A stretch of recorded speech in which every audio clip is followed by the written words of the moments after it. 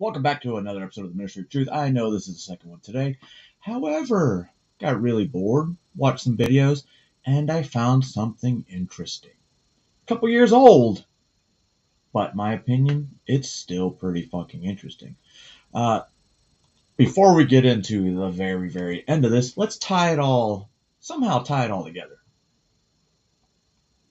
So we're going to talk about not probably, he is somewhat one of the worst presidents we've had of my time.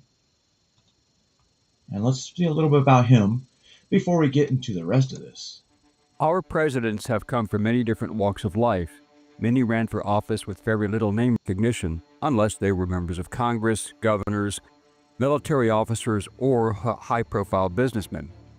Many came from humble origins, while a few were from very wealthy and influential families.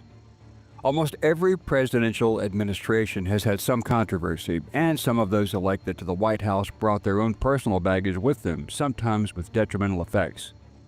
But very few presidents entered office in such an array of combined military and federal government experience as did George Herbert Walker Bush when he was elected in 1999. But there are some issues that we will discuss. Who was George Herbert Walker Bush? What was it about his background that gave him a major advantage in politics and business? What controversies plagued his life both before and during his political service? What is his legacy, if any? Hello, I'm Colin Heaton, former history professor, Army and Marine Corps veteran, and welcome to this episode of Forgotten History.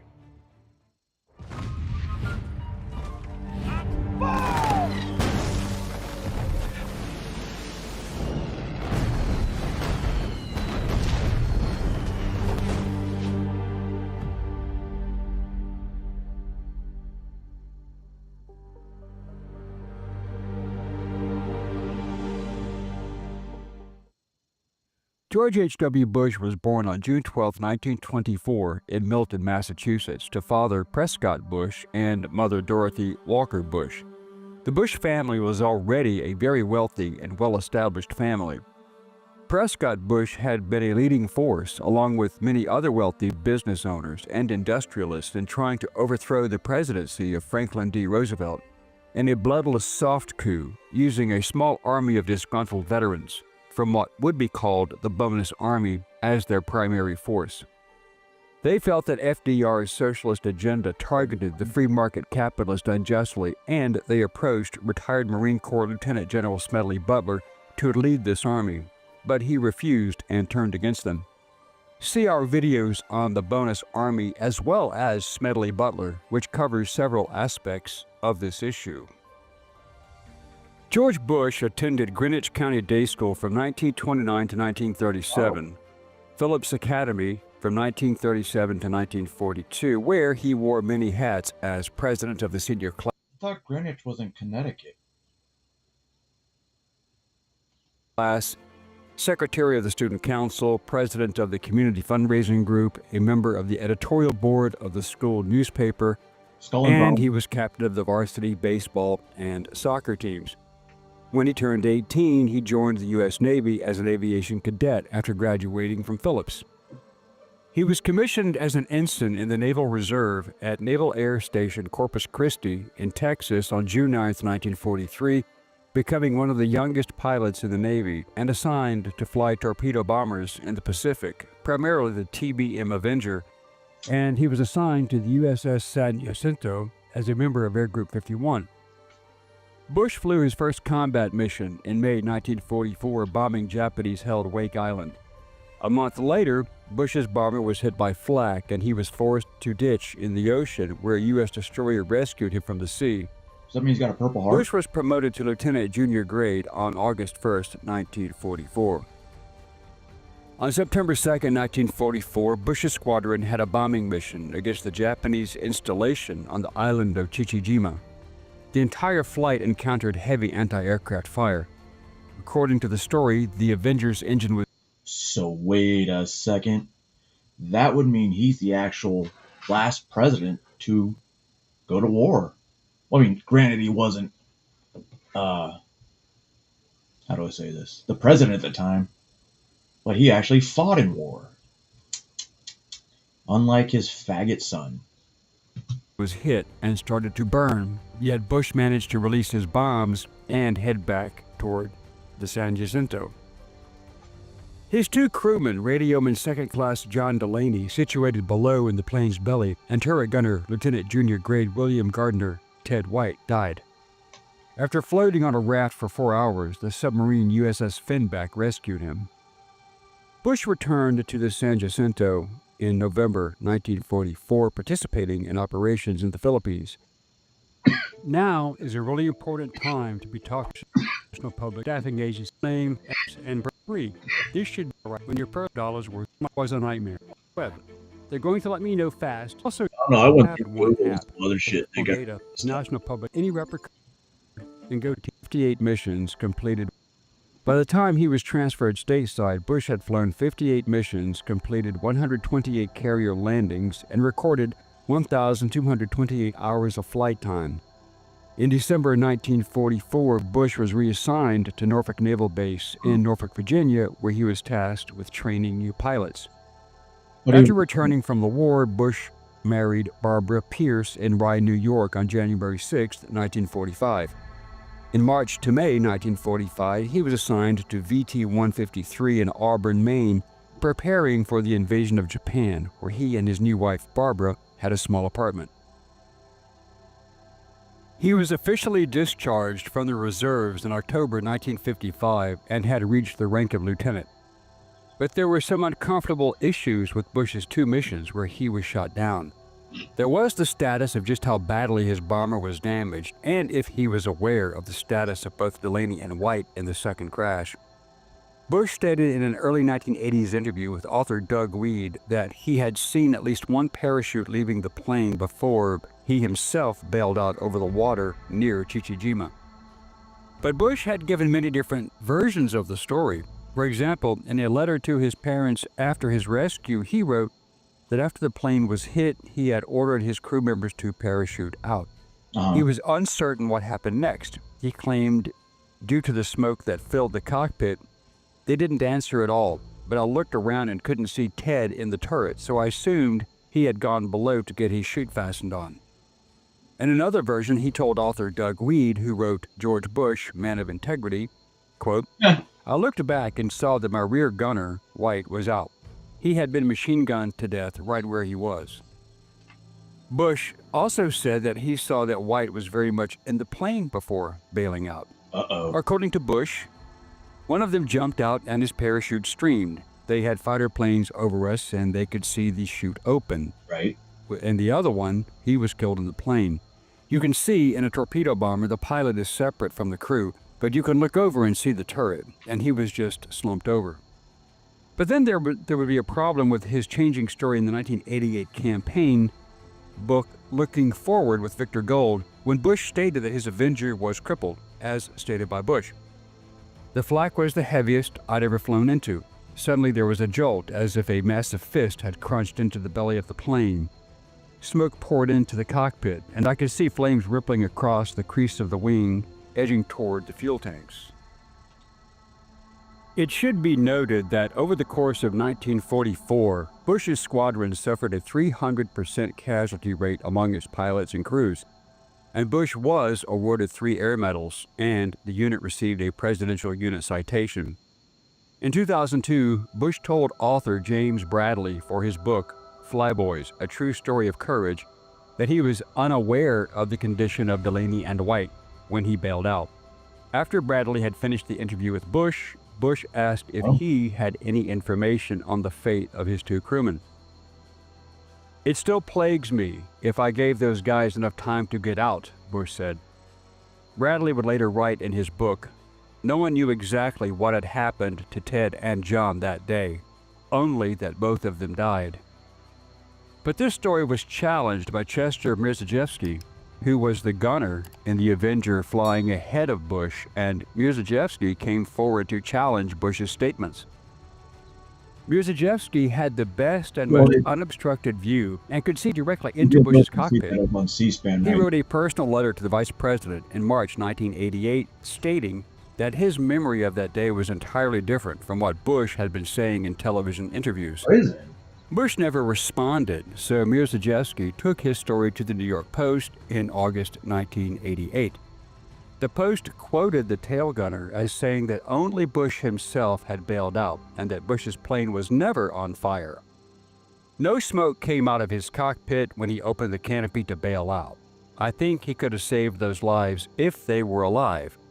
I don't know that they were, but at least they had a chance if he had attempted a water landing. Many of the aviators shot down during the attack were captured and executed by the Japanese, and they were cannibalized by their captors. Oh, wonderful. Bush was lucky to have not been captured and eaten, causing him to remark, "Why had I been spared, and what did God have for me?" Yeah, Israel. Bush went on to receive a bachelor's degree in economics from Yale University, where he was initiated into the Skull and Bones Secret Society and served as the captain of the Yale baseball team. After graduating Phi Beta Kappa in 1948, George and Barbara then moved to West Texas, where he began his career in the oil industry, later co-founding Zapata Petroleum Corporation. Bush entered politics and was elected as the chairman of the Harris County Republican Party in 1966, and he was elected to the U.S. House of Representatives from Texas' 7th District. In 1968, Bush endorsed Richard Nixon in the presidential election and was considered as his running mate, but Nixon chose Maryland Governor Spiro Agnew. Really? Then, in 1970, Bush ran for the U.S. Senate and won the primary, but was defeated by Democrat Lloyd Bentsen. Bush was tapped as ambassador to the UN during the period when United Nations General Assembly passed Resolution 2758 to expel the Republic of China, meaning Taiwan, and replace it with the People's Republic of China in October 1971.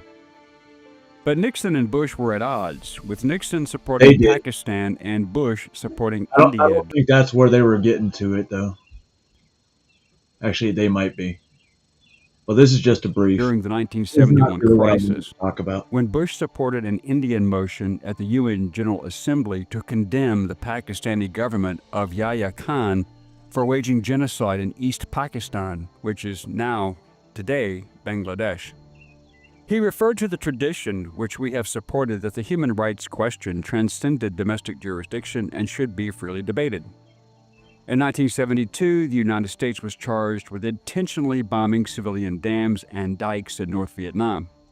Nixon sent Bush to convince UN Secretary General Kurt Waldheim that the United States did not intentionally target those sites. Yeah, they never do. Bush was unwilling to press his assigned case that the dikes had been spared, and he told reporters, "I think that the best thing I can do on the subject is shut up." In 1974, Bush was made chief of the U.S. Liaison Office in the People's Republic of China, making him the de facto ambassador to China. In January 1976, President Gerald R. Ford appointed Bush as director of the Central Intelligence Agency. There you go, Yeti. Due to the Vietnam War and Watergate, as well as failed covert operations, the CIA's reputation was in tatters, and the CIA was shrouded in controversy from the leak of the Family Jewels. The Family Jewels was an internal report detailing controversial activities undertaken by the agency dating back to President Dwight Eisenhower's administration. Representatives Otis Pike and Senator Frank Church started hearings and in 1975 created the Church Committee to determine the extent, if any, to which illegal, improper, or unethical activities were engaged in by any agency of the federal government. That's crazy. These were indeed dark days for the agency. Bush was given the task of rehabilitating the image and raising morale in the CIA, as well as performing damage control with regard to public relations, but there was still a job to do. The CIA and NSA actively supported Operation Condor, supporting right-wing anti-communist military dictatorships in Latin America. Wasn't bin Laden CIA? Pretty sure he was. By the way, that's going to come into the picture later as well. Bush balanced his position quickly, connecting with CIA's workforce, where he was friendly and outgoing. As the new director was enthusiastic about meeting CIA officers and was always interested in hearing their ideas and opinions. Bush also welcomed the Senate Select Committee on Intelligence, where he gave many closed-door briefings of CIA covert action operations and programs, appearing before Congress 51 times during his year in office, setting a record that no other DCI matched. In 1976, when Jimmy Carter was elected president, Bush called and offered his resignation, which Carter accepted on January 10, 1977. Bush then became vice president under Ronald Reagan, and he was mired in the Iraq-Iran war scandal when it was revealed in 1986 that administration officials had secretly arranged weapon sales to Iran during the Iran-Iraq war. You don't say. The money from Iran was used to fund the Contra rebels in their fight against the leftist Sandinista government in Nicaragua. You don't say. Since congressional Democrats had passed a law that prohibited appropriated funds for that program, the administration then used non-appropriated funds from the weapon sales. When the scandal became public, Bush stated that he had been out of the loop and unaware of the diversion of funds. Oh. Biographer John Meacham writes that no evidence was ever produced proving Bush was aware of the diversion to the Contras, but he criticizes Bush's out-of-the-loop characterization. I don't know. I believe him. Writing that the record is clear that Bush was aware that the United States, in contravention of its own stated policy, was trading arms for hostages. Yeah, he's still in here. The Iran-Contra scandal did serious damage to the Reagan presidency. Look what I found.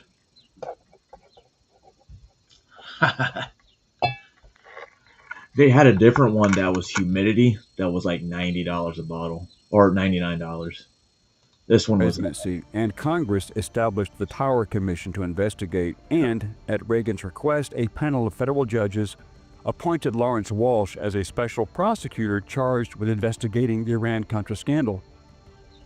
The investigations continued after Reagan left office, and though Bush was never charged with a crime, the Iran-Contra scandal would remain a political liability for him. So what did he really know? After all, he was in the intelligence loop. However, Bush's knowledge of Iran-Contra came to the forefront during his live interview with CBS Evening News anchorman Dan Rather in January 1988. Bush stated, "I went along with it because you know why, Dan? Because I worried when I saw, meaning captured Beirut CIA station chief Mr. Buckley, heard about Mr. Buckley being tortured to death," Bush told Rather. "So if I erred on the side of trying to get those hostages out of there. May I explain out of the loop? No operational role." He looks like a shitbag son. On July 3, 1988, the guided missile cruiser USS Vincennes accidentally shot down Iran Air Flight 655, killing 290 passengers. Bush defended the action at the UN that the U.S. ships had previously been attacked and the crew of the Vincennes had acted correctly. On December 20, 1989, Bush ordered the invasion of Panama, Operation Just Cause, in order to remove General Manuel Noriega, who, though at one time of service to the U.S. government, had become notorious for his brutality and his involvement in the drug trade, as well as his attacks against Americans, which pushed his hand. Dude, how did they pull him out? The four-day invasion resulted in hundreds of deaths, mostly of Panamanians, and the operation was denounced by both the Organization of American States and the UN General Assembly. Bush pushed for the Americans with Disabilities Act, and after the bill passed both houses of Congress, Bush signed it into law in July 1990. Then followed the Immigration Act of 1990, which led to a 40% increase in legal immigration to the United States and doubled the number of visas given to immigrants on the basis of job skills. Following the savings and loan crisis, Bush proposed a $50 billion package to rescue the savings and loans industry, and also proposed the creation of the Office of Thrift Supervision to regulate the industry. Congress passed the Financial Institutions Reform, Recovery, and Enforcement Act of 1989, which incorporated most of Bush's proposals. In August 1990, Bush signed the Ryan White Care Act to assist people living with HIV/AIDS. As the AIDS epidemic exploded in the U.S. and around the world, AIDS activist groups criticized him for not placing a high priority on HIV. You guys know who was put in charge of dealing with the AIDS epidemic? I bet you do. Dr. Anthony Fauci. AIDS research and funding. In August 1990, Iraq invaded and occupied Kuwait, and Bush led a worldwide UN-approved embargo against Iraq to force its withdrawal and send a U.S. military contingent to Saudi Arabia to counteract Iraqi pressure and intimidation. As many as 350,000 Kuwaiti refugees also fled. Do you well, I don't know. You probably don't realize. I just realized that a Bush sent my parents to Saudi Arabia to fight against Iraq. A Bush sent me to Afghanistan and Iraq to fight against the terrorists, the terrible Muslims. South into Saudi Arabia. Perhaps his most significant diplomatic achievement was the skillful construction of a coalition of Western European and Arab states against Iraq. Over the objections of those who favored restraint, Bush increased the U.S. military presence in the Persian Gulf during Operation Desert Shield to about 500,000 troops within just a few months. Despite the opposition of a majority of Democrats in both the House and the Senate, Congress approved the authorization for use of military force against Iraq resolution of 1991 should force be required.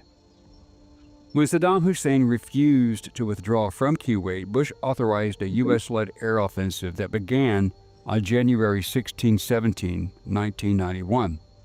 Operation Desert Storm had begun.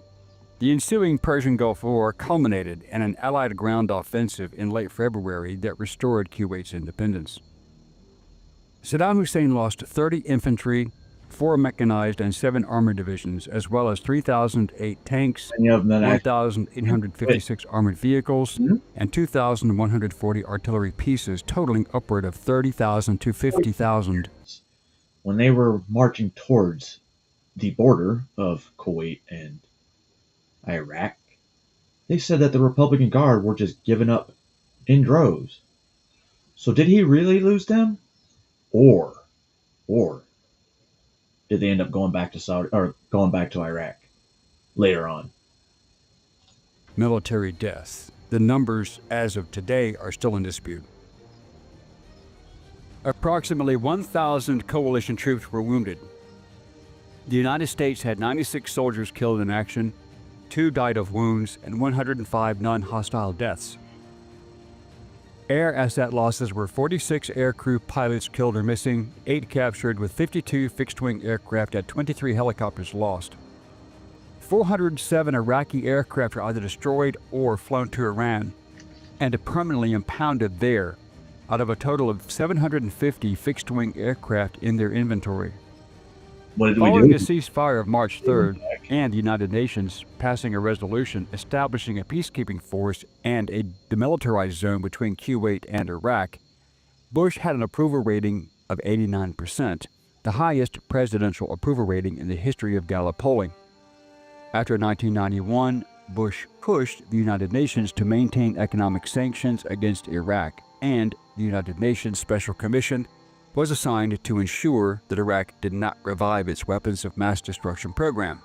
There were rumors that Bush and his oil company interest had supported Kuwait side drilling into Iraqi oil fields and then using the opportunity to invade Iraq to take the oil.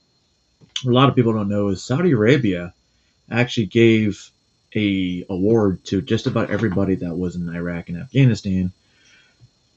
Wrong one. In the Gulf War.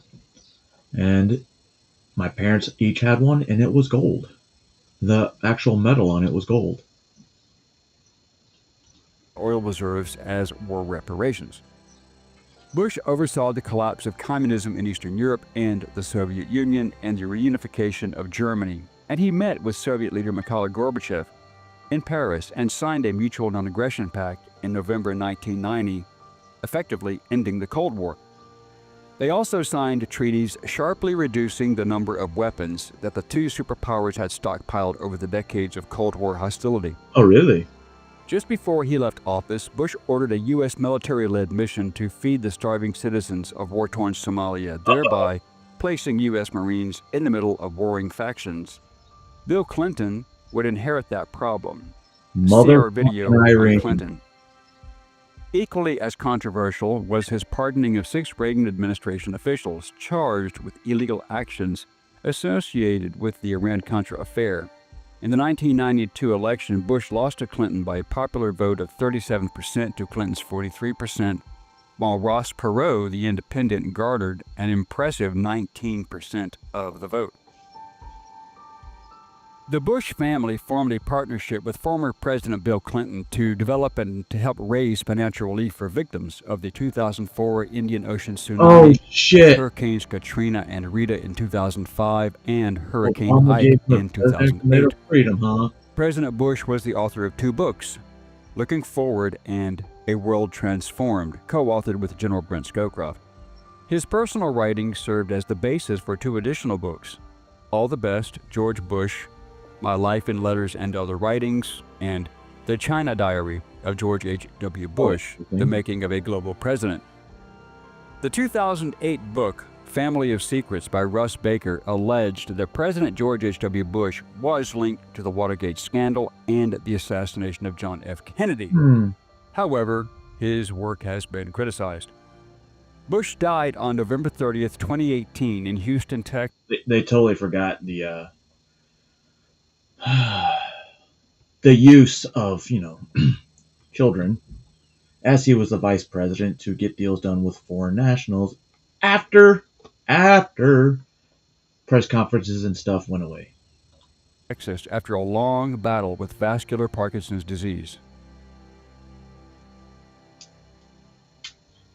Thank you for watching this episode of Forgotten History. If you liked what you saw, please click like. So that was a little bit about George available. Then I asked when you try. And then I watched this thing called The Usual Suspects. And this is actually why I decided to do another live today, because I want to go over a few things. And this is really what started it all.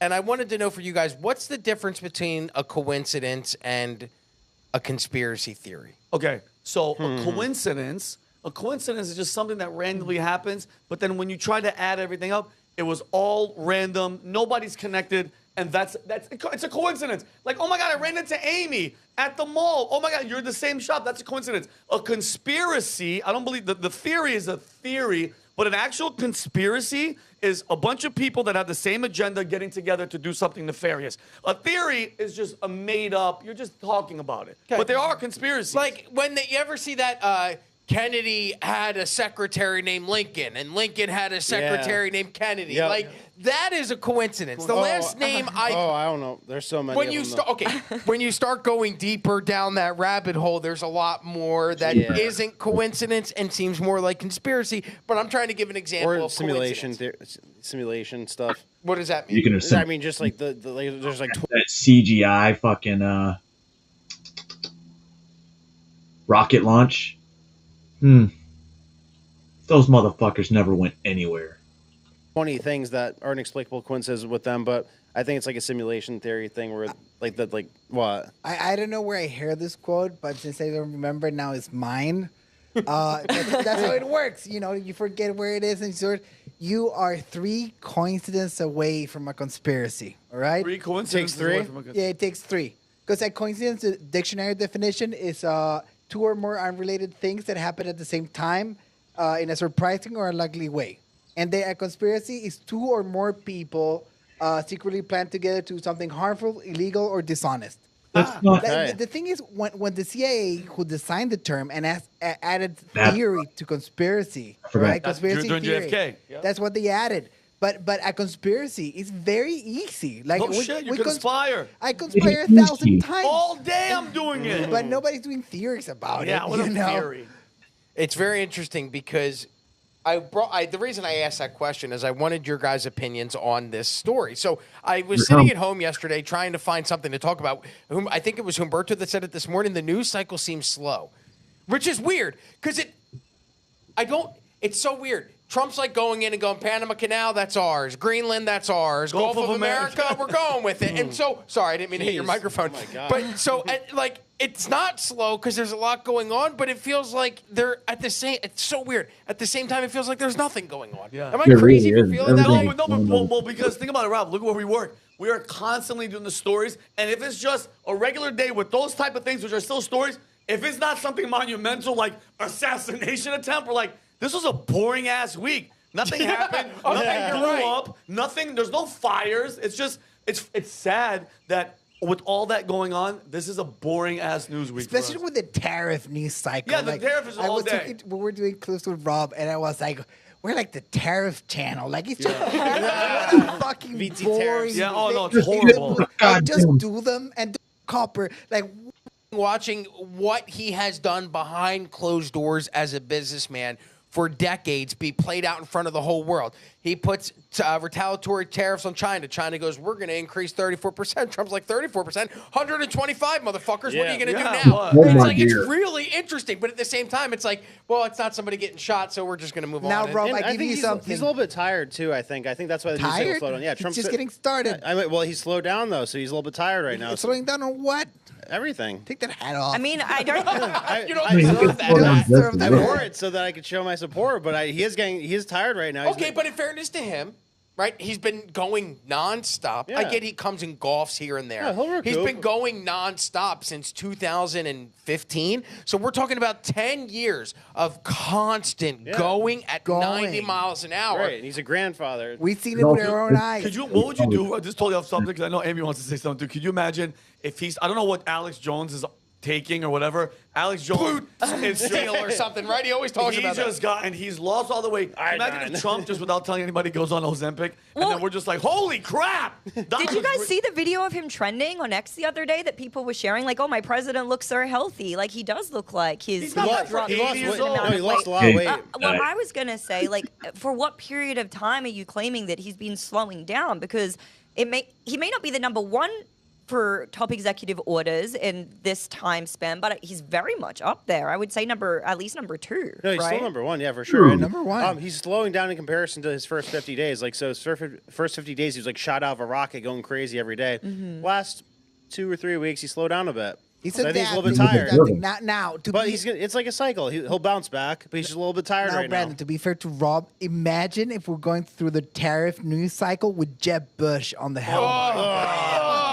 I would literally quit Kill me. just That's- life. Yeah, I would start talking about sports. What else? Yeah. Rob? Well, so it's been a weird news cycle to say the least. So I was looking for something to talk about, and I think usually where I get my topics, I like reading.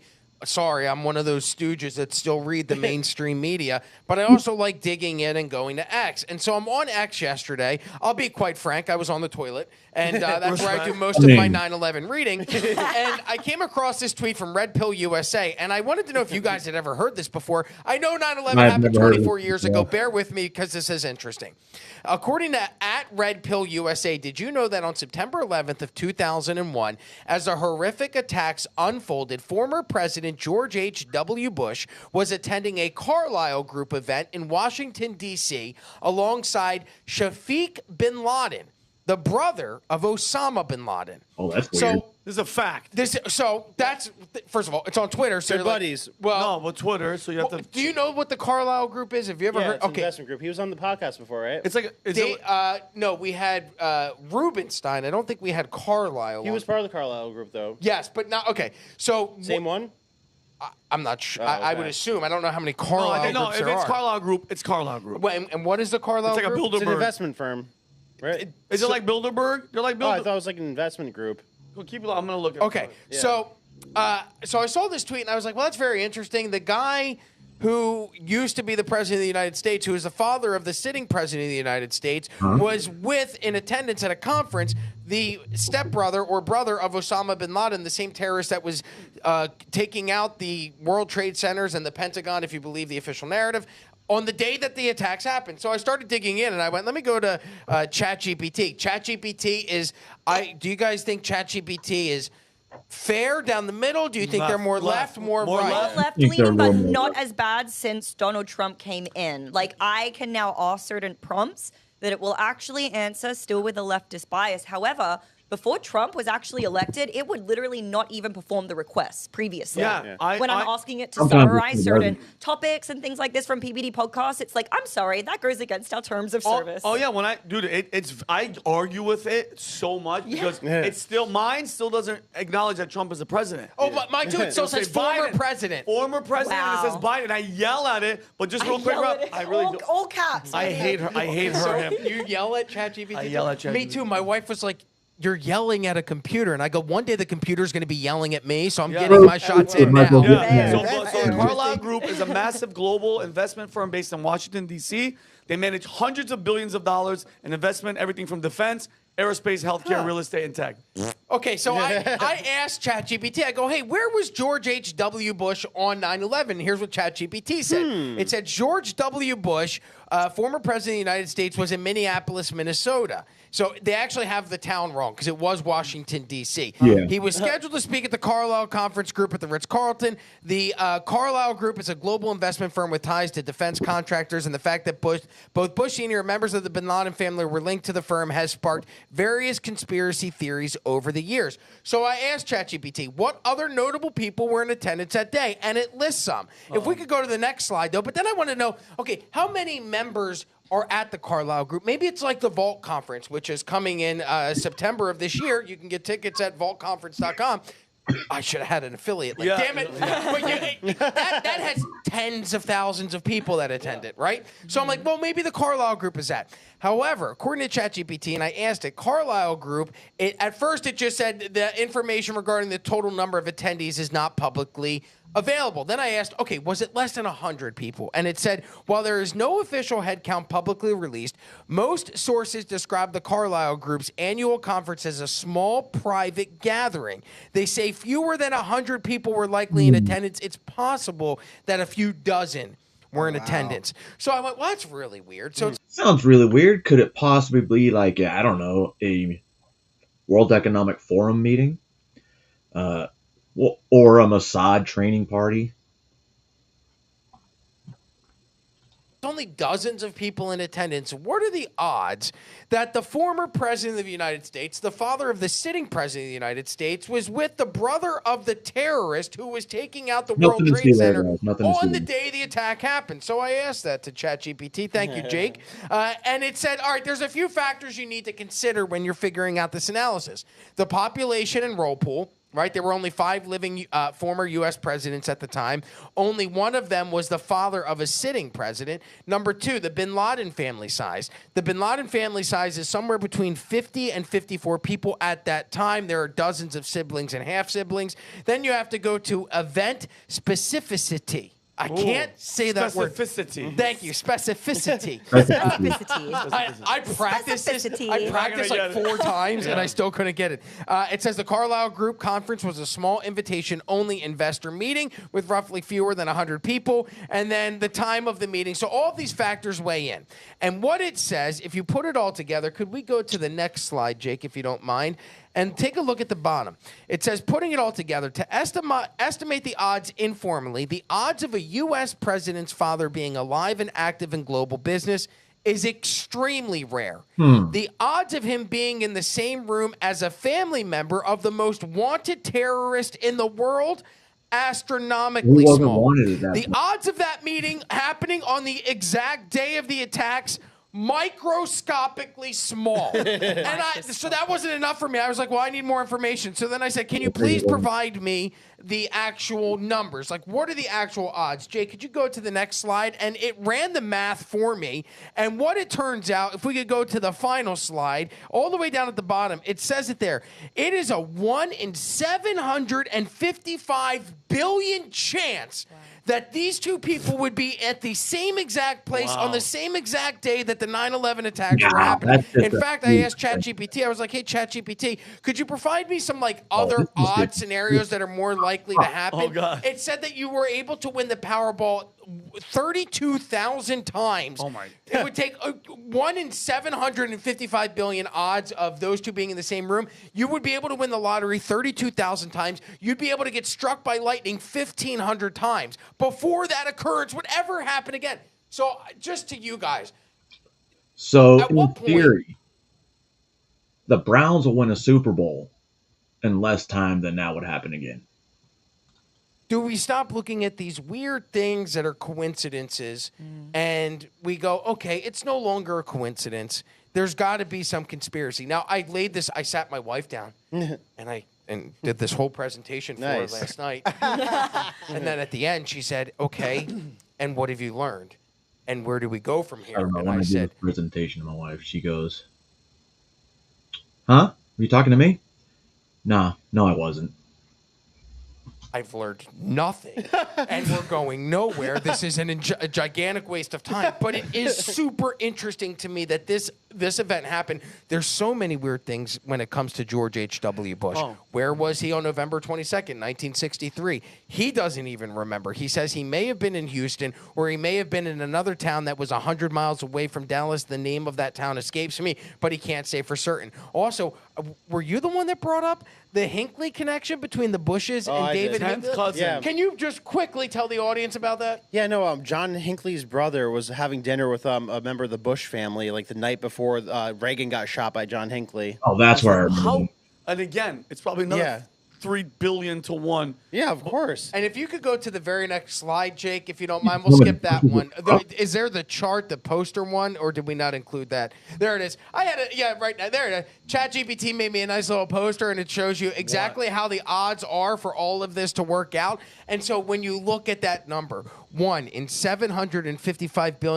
755,850,000,000 chance of this this meeting happening on the day the 9/11 attacks happened, you just go, that's really weird. Oh, and you know what else is really weird? But it's a fact. Right after 9/11, by the way, I was in the United States Air Force when this happened. A lot of airplanes. Every flight was grounded. Yep. But the Bush administration gave special clearance for a private jet to fly guess who out of the country? All the Bin Laden family members and Saudis, members of the Saudis. Yeah, ready for this? They were picked up from cities like LA, DC, and Boston, questioned briefly, probably like, hi, you're leaving. Are you Osama bin Laden's cousin, brother, whatever? Thank you for Gone. your service. That's Yeah. really weird. L.A. What you said? L.A. What cities? LA, DC, and Boston, and then they were flown out of the country. Which okay, Boston So the is ones in where Boston one of were the those planes that fancy smashed Israelis? into the World Trade Centers departed from Logan International Airport in Weird. Boston. That's also an Oh. odd coincidence. So- It's also an odd coincidence that 15 of the 19 hijackers were from Saudi Arabia. yeah, and they blamed Iraq, but then at the end, what? I was too young at the time when I was in this country. I have a quick question. Yeah. If they were all Saudis, Yeah. why did you guys go fight in Iraq? Oh, and because- Well, they had Afghanistan? weapons of mass destruction that we never found. They never had. Think about Well, that. part- Think about that. I remember that moment too, where they're like, "We're gonna send inspectors and we're gonna go look for weapons." And we were like, "Yeah, go find those nukes." And then they were like, "We bombed the shit. I killed everybody." And then they were like, "They don't have any nukes." So they literally changed the name of the war to the Iraq War to Enduring Freedom, No, as no, if no. they wanted us there. And I'm telling you, No. Operation Enduring Freedom was the operation for Afghanistan. The entire Iraqi-Afghanistan operation was called Operation Enduring Freedom. Now, Operation Iraqi Freedom, that was the whole Iraqi invasion up until about 2010 when it switched to Operation New Dawn. I believe you're thinking Operation New Dawn is Operation Enduring whatever freedom. from experience from family members that are married to Iraqis, and they would much rather have had Saddam Hussein stay in because he kept everybody at bay. There was no ISIS. Everybody was feared of, like, this guy scared the shit out of everybody. What like we do all the time with regime change and how we roll. Bro, that was all to go to war because that 9/11 was a springboard for everything, bro. Everything, the war on terror. What a brilliant, evil plan because there's no face. Terror. Remember, he's like terror. The terrorist, the Bush Jr., I believe, because of what he did, him, Cheney, they belong in freaking prison, if not something worse, for the rest of their freaking lives because of freaking the war. Dude, no accountability. You killed 1 million people. Oh, but Well, so the they- big they- question is, though, like, do you guys still think that there's an ancient? now? Can they?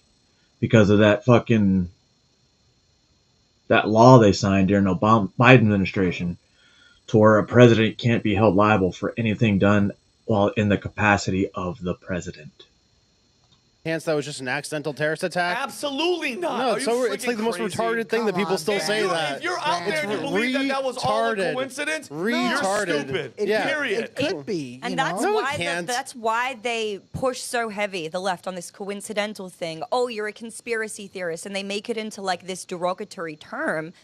They're literally insulting your intelligence every single time. All right, that's enough of that one.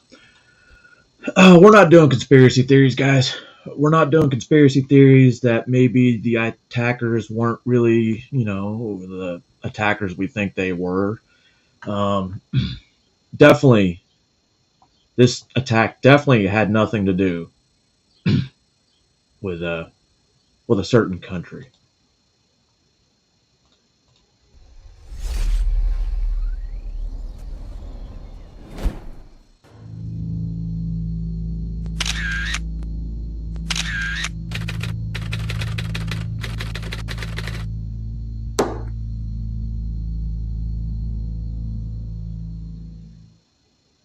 Some evil is just, it can't be explained. Are these people happy? Are they joyous now? Are they celebrating? Oh, absolutely. They're Thank celebrating. God. There's one report, this has not been confirmed, but there's several live reports that there was a cell, one of these cells, across the Hudson River.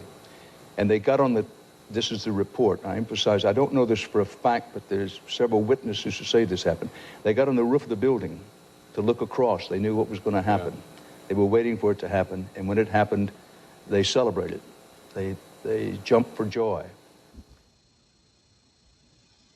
In the days after 9/11, while Ground Zero continued to smolder, millions heard Dan Rather and various media outlets repeat vague and unconfirmed reports of arrests that took place that day.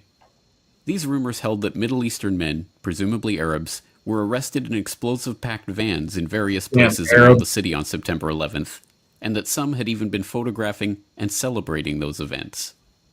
What most do not realize is that those reports were not mere rumors, and we now have thousands of pages of FBI, CIA, and DOJ reports documenting those arrests. My binoculars, and I could see the towers from my window, and this is where I'm looking, and all of a sudden, down there, I see this van park. And I see 3 guys on top of the van, and I could see that they were like happy. They didn't look shocked to me. They didn't look shocked. The men were spotted shortly after 8:46 a.m.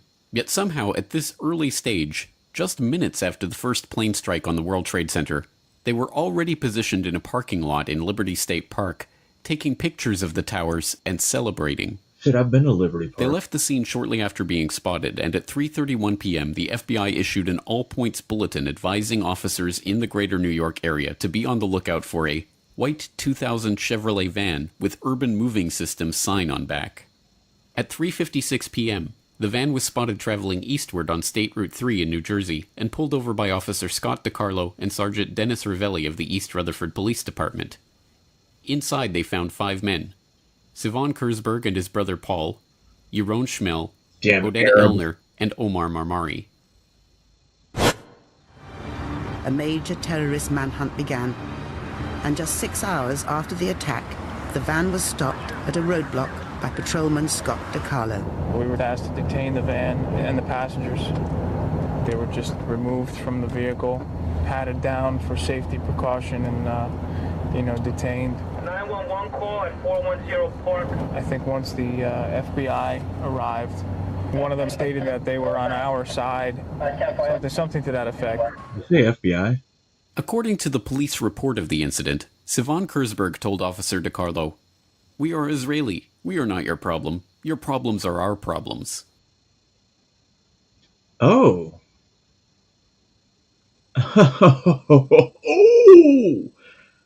Look at that statement. We are Israeli. I totally thought they were Muslims because they told me they were Muslims.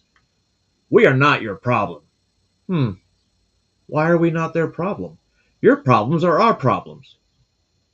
So what you're saying is your problems are the Arabs, so our problem is the Arabs? The Palestinians are the problem. I don't think Palestinians had anything to do with 9/11, did they? Huh. Interesting. So who's the problem? Not the Israelis, according to the Israelis. The Palestinians are the problem. Their official story: they were just Israeli tourists working for a moving company who had heard about the first World Trade Center strike and rushed to get a better view of the events. Why were tourists working at a moving company? Why were tourists working at a moving company? They told interrogators they were working for Urban Moving, a shipping and storage firm run by an Israeli businessman who often employed Israeli students without work permits. The men say there was an innocent explanation for what was found in the van and their behavior on 9/11. They were, they say, simply on a working holiday. We heard in the news that one of the plane was crashing down the building, and we thought it was an accident at the beginning. So we went up to the roof of Urban Moving, and we saw the building burning. There is a better view from a building in Jersey that is up a hill, a straight line to the World Trade Center. We decided to go up there. It's like 2-3 minutes from the office. Stand over there and take some pictures. Everyone wants a picture like this in his camera. I don't. Although this narrative is still trotted out when the story of the dancing Israelis is raised in the media, it is an easily demonstrable lie. FBI reports confirmed that the men were not taking somber pictures of a horrific event. When their 76 pictures were developed, they revealed the men had indeed been celebrating, smiling, hugging each other, and high-fiving. One of the pictures even featured Sivan Kurzberg holding a lighter up, with the burning tower in the background. And these were no ordinary tourists. Oded Elner had $4,700 stuffed into his sock. Oh. They lied to the police about where they had been that morning. They were carrying plane tickets for immediate departure to different places around the globe. The FBI confirmed that 2 of the men had ties to Israeli intelligence and came to suspect that they had indeed been on a mission for the Mossad. And of course, after returning to Israel, Elner claimed on national Israeli TV that they had been sent there to document the event. So they have the photos, they developed the photos, but that was long after they let these kids go. These Jews.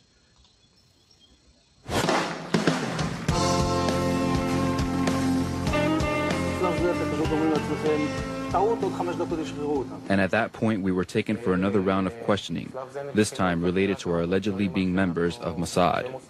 I'm sorry. The fact of the matter. What? No way Mossad had anything to do with 9/11. Totally bullshit. I've always said it was Mossad.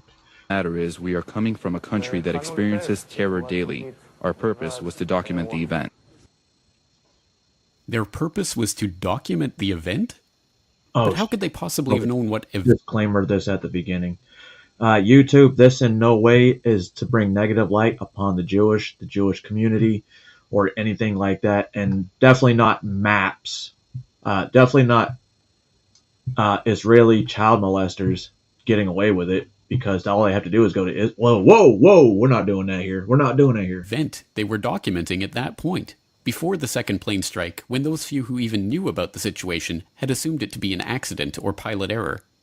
And when did they arrive at the parking lot to document the event anyway? The FBI reports show how the men gave confused and often conflicting accounts of when and how they learned about what was happening and when they arrived at the parking lot. Oded Elner even said they had arrived there shortly after 8 a.m., which would have been 45 minutes before the attacks even began. This is in line with one of the eyewitnesses that had placed their Urban Moving Systems van at the parking lot at 8 a.m. How could they have been in place and ready to document the event unless they knew what was about to happen? Any way you cut it, this story is unbelievable. Men with documented connections to Israeli intelligence and working in the United States without appropriate permits were detained after having been caught celebrating the attack on the World Trade Center at a time when no one knew that the WTC strike was an attack. So surely these men are locked behind bars to this day, right? Surely they were transferred to Guantanamo and held without trial for 15 years as part of the war on terror, weren't they? Yes. No. What? They were immediately transferred to federal custody held for 71 days, and then deported back to Israel. Oh. The owner of the urban moving systems So company that had nothing employed for them, photos? Dominic Suter, was investigated by the FBI too. They concluded that urban moving may have been providing cover for an Israeli intelligence operation, and even seized records and computer systems from the company's offices. When they went back to question him again on September 14th, he had fled back to Israel. And what about the dancing Israelis' pictures themselves? Oh, thanks. The Justice Department destroyed their copies on January 27, 2014. And these intelligence agents on an... Why would they destroy it in 2014? Isn't that before a lot of the 9/11 stuff came out? Why would they destroy it, Margaret? Why would they destroy it? An intelligence mission who were there to document the event of 9/11 before anyone knew 9/11 was taking place? Don't worry, they were just spying on Arab terrorists. And while the FBI or certain sources might believe that in fact they were Israeli intelligence, they don't believe that the U.S. was a target, that they were actually investigating Muslim groups? They believe if this was an intelligence operation by Israel, that it was focused on the Islamic groups and charities that raise money for groups that are considered by U.S. law enforcement and others terrorist groups. And you'll note that after September 11th, the U.S. moved on many of these groups with indictments, arrests, raids on their headquarters, something that hadn't happened prior to this. These are groups that Israel believes have been funding Hamas and other terrorist organizations. Groups that are responsible for most of the suicide bombings there.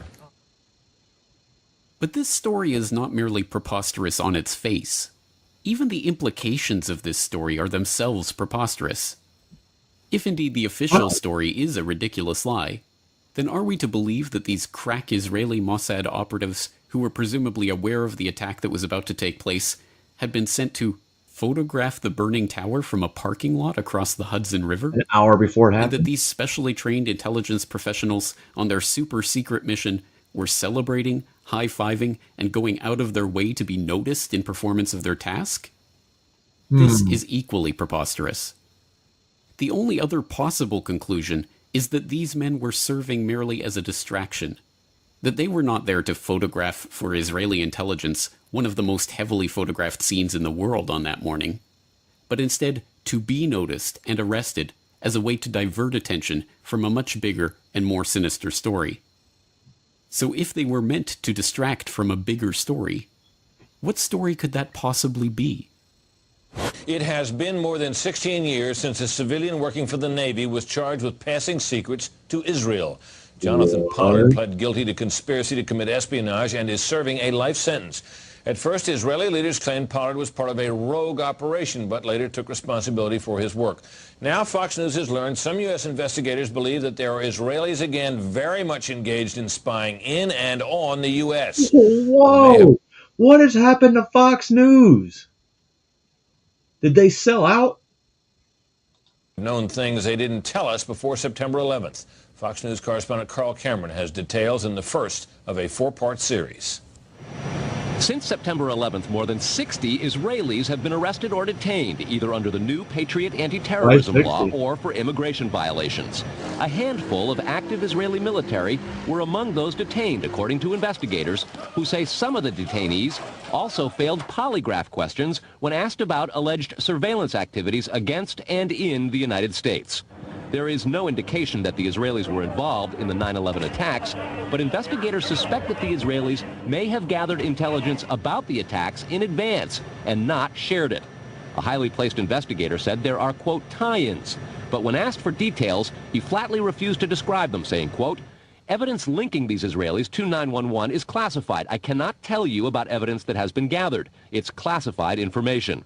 Asked this week about another sprawling investigation and the detention of 60 Israelis since September 11th, the Bush administration treated the questions like hot potatoes. I would just refer you to the Department of Justice with it. I'm not familiar with the report. I'm aware that some Israeli citizens have been detained. With respect to why they are being detained and the other aspects of your question, whether it's because they are in intelligence services or what they were doing, I will defer to the Department of Justice and the FBI to answer that. That sounds familiar. Beyond the 60 apprehended or detained and many deported since September 11th, another group of 140 Israeli individuals have been arrested and detained in this year in what government documents describe as, quote, an organized intelligence gathering operation designed to, quote, penetrate government facilities.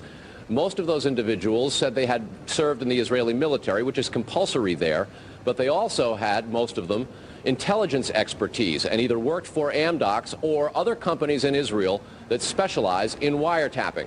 Earlier this week, the Israeli embassy here in Washington denied any spying against or in the United States. I believe him. Carl, what about this question of advanced knowledge of what was going to happen on 9/11? How clear are investigators that some Israeli agents may have known something? Well, it's very explosive information, obviously, and there's a great deal of evidence that they say they have collected, none of it necessarily conclusive. It's more when they put it all together. A bigger question, they say, is how could they not have known? Almost a direct quote, Brett. The most phenomenal part of this report is not that it was eventually erased from the web by Fox News itself, but that it ever made it to the air at all. In December of 2001, Fox News investigative reporter Carl Cameron filed an explosive 4-part series that went in-depth into an Israeli art student spying ring that had been under investigation before 9/11. Really? Extensive Israeli wiretapping of sensitive U.S. government communications, and the 60 Israeli spies that were detained in the wake Well, now I know what I'm going to be looking for. Of the September 11th attacks. Unsurprisingly, the story was quickly dropped, and no mainstream journalists dared to continue probing into the matter. This is the real story of Israeli spies in 9/11. Not some vague rumors about some dancing Israelis, but an FBI dragnet that swept up the largest foreign spying ring ever caught red-handed on American soil. And although the FBI were convinced that these spies knew about 9/11 in advance... So they were literally doing what the Patriot Act was supposed to be to take care of. Interesting. Their investigations were stifled, and the issue was swept under the rug. Rather than making Israel enemy number one in the war on terror, Israel remains to this day the U.S.'s most important ally. And if I'm fortunate enough to be elected president, the United States will reaffirm we have a strong and enduring national interest in Israel's security. In 2001, weeks after the attacks on New York City and on Washington, and frankly, the attacks on all of us, attacks that perpetrated, and they were perpetrated by the Islamic fundamentalists, Mayor Rudy Giuliani visited Israel to show solidarity with terror victims. I sent my plane because I backed the mission for Israel 100%. Zion Dawn. But perhaps this is understandable. After all, we all remember how Yasser Arafat gloated about 9/11 and said it was good for Palestinians, right? Oh wait, that wasn't Yasser Arafat. It was Benjamin Netanyahu. The Israeli newspaper Ma'ariv has reported Israel's former Prime Minister Benjamin Netanyahu has publicly said the September 11th attacks have been good for Israel. Netanyahu said, quote, "We're benefiting from one thing, and that is the attack on the Twin Towers and Pentagon and the American struggle in Iraq." My name is Donald Trump, and I'm a big fan of Israel. And frankly, a strong prime minister is a strong Israel. And you truly have a great prime minister. In Benjamin Netanyahu, there's nobody like him. He's a winner. He's highly respected. He's highly thought of by all. And people really do have great, great respect for what's happened in Israel. So vote for Benjamin. Terrific guy, terrific leader, great for Israel.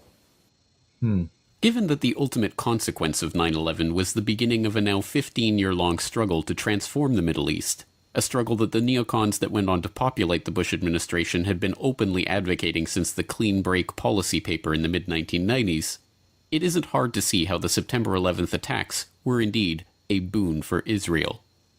But information linking Israeli spies to advanced knowledge of 9/11 remains classified information. In a world of true justice, the dancing Israelis and other Israeli spies with insider advanced knowledge of the 9/11 attacks, who openly celebrated those attacks, would be the targets of the war on terror, not its beneficiaries. Some evil is just It can't be explained. Are these people happy? Are they joyous now? Are they celebrating? Oh, absolutely. They're Thank celebrating. God. There's one report. This has not been confirmed, but there's... Interesting. Interesting. Everything about the Israelis was erased from 9/11, and we're to believe that they were the good guys. Knowing what I know now, going back and watching some of those, I'm like, holy fuck, the answers are always right there in front of us. But I had that veil of secrecy that the U.S. government put on me, which I now know what changed my outlook on, well, the government in general and George Bush,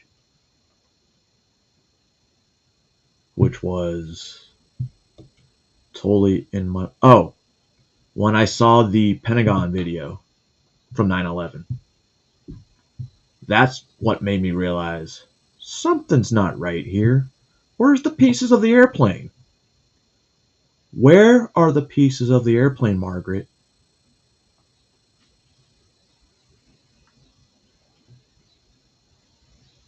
Oh, no shit. Damn, Carmen. That was like a... I guess fate just had you in mind. And now we're going to switch to... Wait a minute. Israel? What do we not know about it? Okay, we do know this about Israel. So we're going to learn a little bit more about Israel, because this is totally not an anti-Israel stream. This is information on Israel that you can make your own decision for. A CBS News investigation has uncovered a loophole that allows accused and convicted American pedophiles to escape justice by moving to Israel. So Ian Lee has been following this for more than a year, and he traveled to Israel for this investigation. He worked with a group that tracks people accused of sex crimes, which estimates dozens of Americans have used this loophole. So, you know, he's 6'2". We are on a stakeout looking for this man, Jimmy Julius Caro, 48 years old and wanted on charges of sexually assaulting a 9-year-old girl in Oregon back in 2000 and a 5-year-old girl in Israel in 2001. He's considered dangerous. But these photos are a few years old, so we don't know if he'll look the same. He remains elusive. Previous attempts to capture him have failed. Obviously, the fear that he would somehow figure out that anyone's looking for him, and he just called his number. Wait a minute. Somebody to get a hold of Tommy and tell him he can go pred catching in Israel. Pretty sure he'd be up for it. However, we just need donations. Aronson got a tip that Caro's expected at this clinic near Tel Aviv. Who's going to call the police? She's with JCW, Jewish Community Watch, an organization that hunts down accused pedophiles who flee to Israel from the U.S., exploiting a process called Law of Return, whereby any Jewish person can move to Israel and automatically gain citizenship. The ease with which pedophiles seem able to use this law as an escape route haunts victims like Mendy Hawk, who says he was abused from age 8 by a teacher at an Orthodox Jewish school in Los Angeles. So your classroom is right here. How does it feel being back? I was very anxious and, stressed coming back here, and a lot of memories coming through my mind. Memories of his alleged abuser, Mordechai Yom Tov, who taught him Hebrew studies when he was just 8 years old. So in the beginning, he would just rub me outside of my pants, and then I would say about 3 to 4 months later, he started going in. Reaching down your pants? Yeah, it's reaching down. Why did you feel like you couldn't tell anyone? I was scared. I was ashamed. I just didn't know what people would think of me with the whole situation. Yom Tov pled guilty in 2002 to sexually abusing and committing lewd acts against 3 other boys. He served jail time, but when he was released, he violated his probation and, according to JCW, fled to Israel with help from individuals within the Orthodox Jewish community. JCW tracked Yom Tov down and confronted him with a hidden camera in Jerusalem, where he admitted to illegally fleeing the United States with help and using a fake passport to enter Israel. I was supposed to stay for 5 years in the same city. I was supposed to, join the homicide research. I was supposed to go every 2 weeks to the police station. Anyways, I left within a week later. He had this message for his victims. No. I'm very, very, very, very sorry. The other person in this video is... This son of a bitch just said he left a week after he was on probation. God damn it. Anyways, I left within a week later. He had this message for his victims. I'm very, very, very, very sorry. The other person in this video is Meir Seawald, the founder of Jewish Community Watch. He tells CBS News Yom Tov's case isn't uncommon in the Orthodox community. The same thing that's going on in the Catholic Church right now around the world, the exact same thing happens in our community. The rabbis say it's, you know what, he promised he's going to go for therapy, he's never going to do it again. Boom, he's in another community. A few years later, he's at the same thing, and we hear more allegations that the person continued to abuse children. And often, those abusers end up in Israel. Rabbi Yehuda Oppenheimer says he unwittingly helped Caro escape. There was nothing that raised any red flags up to the point where he was moving to Israel. Oh, good thing you're here, Tim. Next stories from Australia. Unfortunately, I can't say that. So he had violated his parole, and now they were looking for him. He said that there was something in the past that had happened when he was young, but nothing had ever happened since. I've changed, and I'm a different person now, but you gotta help me. I felt that I could trust him. So I wrote him a letter, and he bought a ticket, and he left. Caro is accused of abusing more children when he got to Israel. What was that like for you when you found that out?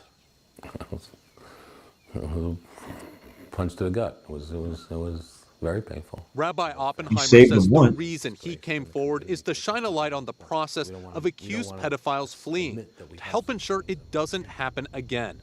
Back at the stakeout, an ambulance pulls up and a man steps out. It's Caro. That was definitely him. Oh my God. Okay. The police are called and eventually arrive. His days on the run are over as he's led away.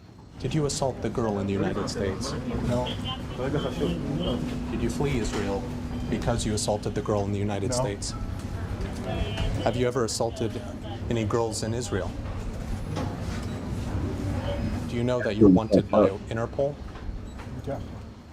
There's relief as police escort him to their car. This marks the end to a months-long manhunt. Oh my gosh! Can I give you a hug? I have something I need to tell you. Yeah. Okay. Ladies and gentlemen, we found him. We got and it. He was just arrested. What? He was just arrested. Thank you.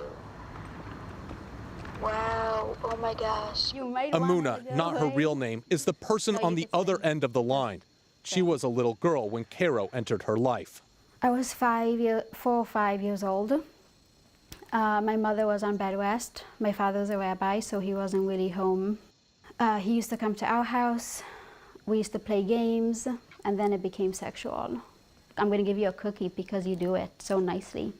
It's all about the cookie. It's all about lying, and it's all about being so evil to a little child. He also threatened me he would kill my parents, he would choke me, he would hold me, he would kidnap me. How did that affect you? A lot. Oh. Yeah. It affected my whole life. My whole life is around this sexual abuse and rape. Yeah. Amuna turned to therapy and art to help deal with the trauma. This is in my bedroom and my inspiration. She paints and writes poetry, but she's still angry that it was allowed to happen in the first place. What are your thoughts on him being able to come to Israel and flee the United States? It brings up a lot of anger and a lot of frustration towards the Israeli system. Shauna says the failure begins in the U.S. Why would someone want to help one of these pedophiles escape? Oftentimes there's some sort of community incentive. Either somebody owes them a favor, or someone in the community, let's say an institution, has covered up for them in the past, and they know that if this goes to court, there's a lot of civil liability coming down the line, you know, and it's going to cost a lot of money to a lot of people, and nobody wants to deal with that. Shauna accuses the Israeli police of not prioritizing accused pedophiles on the run. Why do you have to be the ones that do this? Because nobody else is. That's really, I don't have any better answer than that. And if you guys weren't doing it? Then nobody would do it. Israeli police told CBS News that, quote, the police coordinate closely with the Ministry of Justice and worldwide police organizations in order to find suspects overseas. Today, Caro faces charges in Israel, while back in the United States, the district attorney's office in Clackamas County in Oregon told CBS News they are working with federal authorities to secure his extradition. But Mordechai Yomtov remains at large. The district attorney here in Los Angeles told us they have let them rot in an Israeli jail. Once they finish their term, then let them rot in an American jail. not requested Yomtov's extradition and that they had no other comment. Jewish Community Watch says that is the problem. If American officials don't try to get accused pedophiles from Israel, then they simply escape justice and leave children at risk. The U.S. Department of Justice declined to comment on specific cases, but praised their relationship with Israel's law enforcement, adding sex offenders have been successfully extradited in the past. Days after Caro's arrest, Amuna confronted him at an Israeli police station. I was scared. It was good. It was good to confront him. It was important for me to have that closure in my life. The healing process will continue for Amuna, but for many, like Mendy, the lack of justice means the pain continues. So there are two things JCW says could help close this pathway. First, better background checks on people moving to Israel. And second, more willingness from U.S. authorities to pursue the accused. So it certainly seems like law enforcement, both here and in Israel, are sort of busy. Huh. So, not only do the Catholics have an issue with this, but also the Orthodox Jewish Church, especially one in particular called the Shabbat. Shabbat? This is a 2-year-old documentary, so I hope they let me play it, because sometimes this fucking place gets mad when I play certain documentaries.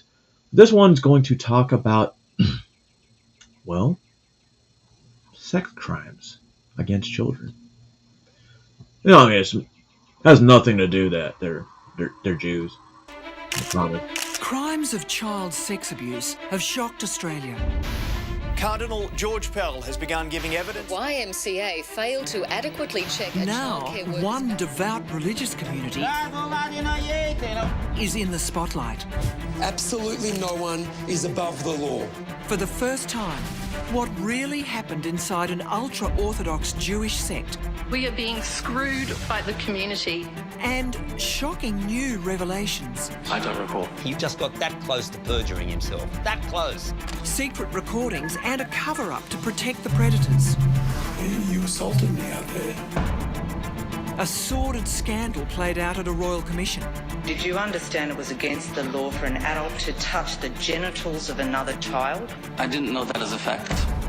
Shocked. I mean, did he really say that? All right. New victims speak out. Yeshiva has not ever reached out to me and apologized to me.